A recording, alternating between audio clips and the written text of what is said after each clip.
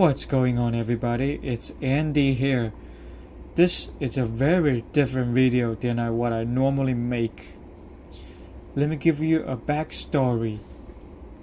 This is a 2008 Jeep Liberty limited edition with sky slider.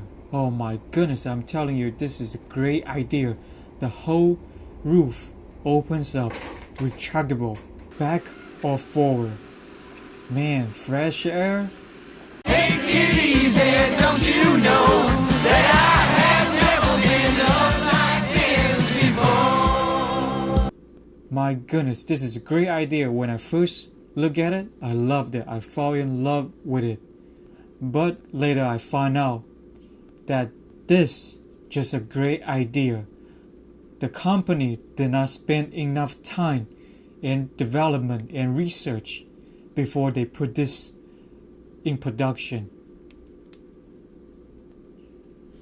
Within the first weeks, I noticed that there are wind noise. When you're driving on a highway, 50 mile, 60 mile, you start hearing the wind noise coming through. It will bother the hell out of you. Within the first year, the sky slider stopped working. Cannot go back, cannot go forward. When I push the button, you will hear click, click, click, click, click, click. But what the hell was it? I don't know. I did not take it apart and look at it. Never ever open again within the first year. Okay? Now, as time progresses, leak start happening. Right into the headliner. Water fall right into the headliner. As a result of the leak, so I have to come up with something new, with something to stop the leak. So I came up with putting a plastic viscreen, fold it 3 or 4 times and tape it up. It did work. It stopped the leak. As the time goes on, the tape weakens. You know, you're driving in a highway, 60 mile.